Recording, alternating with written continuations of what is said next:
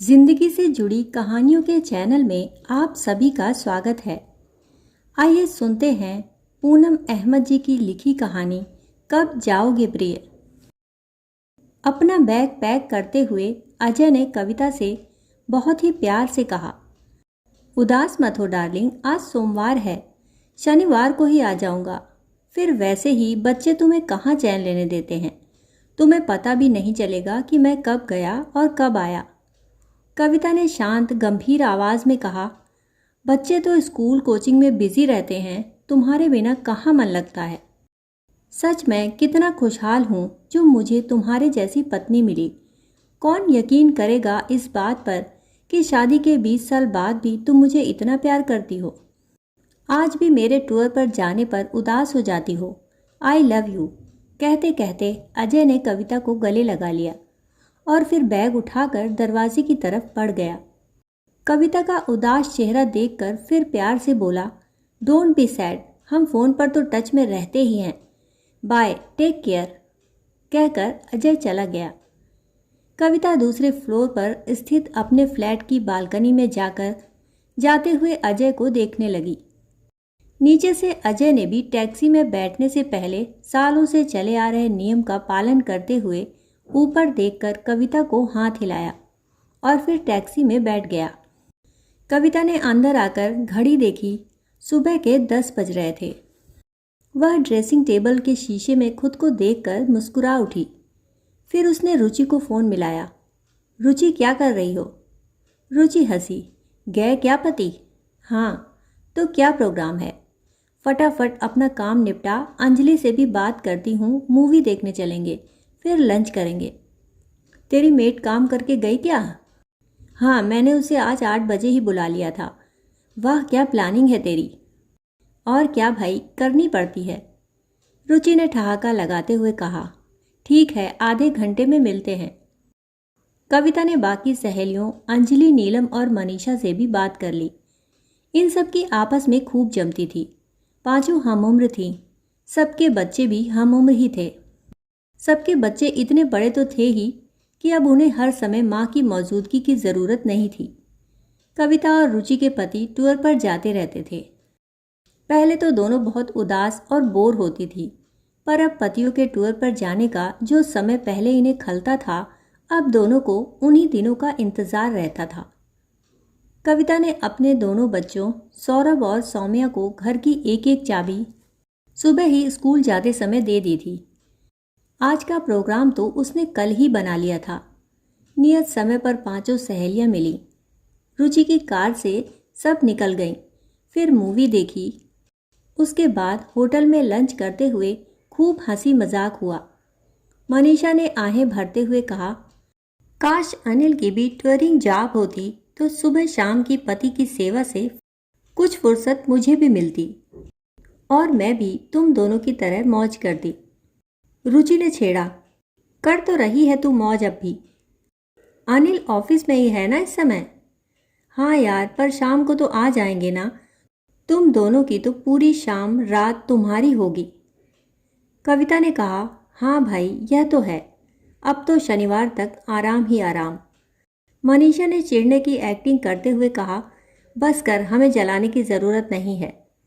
नीलम ने भी अपने दिल की बात कही, यहाँ तो बिजनेस है, न घर आने का टाइम है न जाने का, पता ही नहीं होता कब अचानक आ जाएंगे। फ़ोन करके बताने की आदत नहीं है, ना घर की चाबी ले जाते हैं, कहते हैं तुम तो हो ही घर पर।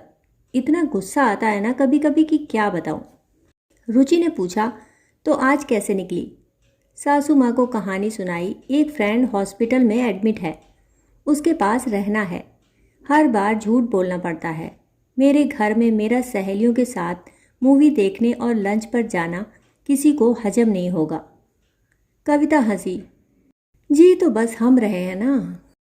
यह सुन तीनों ने पहले तो मुंह बनाया, फिर हंस दी।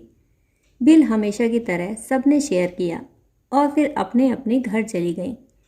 सौरभ और सौम्या स्कूल से आकर कोचिंग जा चुके थे। जब आए तो पूछा, मम्मी कहाँ गई थी? बस थोड़ा काम था घर का। फिर जानबूझकर पूछा, आज डिनर में क्या बनाऊं? बाहर के खाने के शौकीन सौरभ ने पूछा, पापा तो शनिवार को आएंगे ना? हाँ। आज पिज्ज़ा मंगवा लें। सौरभ की आंखें चमक उठी। सौम्या बोली, नहीं मुझे चाइनीज़ खाना है। कविता ने गंभीर होने की एक्टिंग की। नहीं बेटा, बाहर का खाना बार बार ऑर्डर करना अच्छी आदत नहीं है। मम्मी प्लीज़ दोनों बच्चे कहने लगे। पापा को घर का ही खाना पसंद है। आप हमेशा घर पर ही तो बनाती हो। आज तो कुछ चेंज होने दो। कविता ने बच्चों पर एहसान जताते हुए कहा, ठीक है आज मंगवा लो, पर रोज़ रोज़ जिद मत करना। सौम्या बोली, हाँ मम्मी, बस आज और कल। आज इसकी पसंद से, कल मेरी पसंद से। ठीक है, दे दो ऑर्डर। दोनों बच्चे चहकते हुए ऑर्डर देने उठ गए। कविता मन ही मन हंस रही थी कि उसका कौन सा मूड था खाना बनाने का। अजय को घर का ही खाना पसंद है। बच्चे कई बार कहते हैं, पापा का तो टूर पर चेंज हो जाता है, हमारा क्या? वह खुद बोर हो जाती है रोज़ खाना बना बना कर। आज बच्चे अपनी पसंद का खा लेंगे। उसने हैवी लंच किया था, वह कुछ हल्का ही खाएगी। फिर वह सैर पर चली गई। सोचती रही, अजय टूर पर जाते हैं तो सैर काफ़ी समय तक हो जाती है, नहीं तो बहुत मुश्किल से 15 मिनट सैर करके भागती हूँ। अजय के ऑफिस से आने तक काफ़ी काम निपटा कर रखना पड़ता है। शाम की सैर से संतुष्ट होकर सहेलियों से गप्पे मारकर कविता आराम से लौटी। बच्चों का पिज़्ज़ा आ चुका था। उसने कहा, तुम लोग खाओ, मैं आज कॉफ़ी और सैंडविच लूँगी। बच्चे पिज़्ज़ा का आनंद उठाने लगे। अजय से फ़ोन पर बीच बीच में बातचीत होती रही थी। बच्चों के साथ कुछ समय बिताकर वह घर के काम निपटाने लगी। बच्चे पढ़ने बैठ गए। काम निपटाकर उसने कपड़े बदले, गाउन पहना, अपने लिए कॉफ़ी और सैंडविच बनाए और बेडरूम में आ गई। अजय टूर पर जाते हैं तो कविता को लगता है उसे कोई काम नहीं है। जो मन हो बनाओ खाओ, ना घर की देख रेख, ना आज क्या स्पेशल बना है जैसा रोज़ का सवाल। गजब की आज़ादी। अंधेरा कमरा, हाथ में कॉफ़ी का मग और जगजीत चित्रा की मखमली आवाज़ के जादू से गूंजता बेडरूम। अजय को साफ सुथरा चमकता घर पसंद है। उनकी नज़रों में घर को साफ सुथरा देखकर अपने लिए प्रशंसा देखने की चाह में ही वह दिन रात कमर तोड़ मेहनत करती रहती है। कभी कभी मन खिन्न भी हो जाता है कि बस यही है क्या जीवन? ऐसा नहीं है कि अजय से उसे कम प्यार है या वह अजय को याद नहीं करती। वह अजय को बहुत प्यार करती है। यह तो वह दिन रात घर के कामों में पिसते हुए अपने लिए कुछ पल निकाल लेती है, तो अपनी दोस्तों के साथ मस्ती भरा, चिंता से दूर, खिलखिलाहटों से भरा यह समय जीवनदायिनी दवा से कम नहीं लगता उसे। अजय के वापस आने पर तन मन से और ज़्यादा उसके करीब महसूस करती है वह खुद को।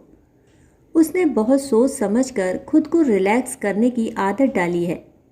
ये पल उसे अपनी कर्म स्थली में लौटकर फिर घर गृहस्थी में जुटने के लिए शक्ति देते हैं।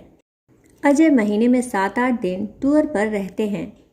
कई बार जब टूर रद्द हो जाता है तो ये कुछ पल सिर्फ अपने लिए जीने का मौका ढूंढते हुए उसका दिमाग जब पूछता है, कब जाओगे प्रिय, तो उसका दिल इस शरारत भरे सवाल पर खुद ही मुस्कुरा उठता है। अभी आप सुन रहे थे पूनम अहमद जी की लिखी कहानी कब जाओगे प्रिय।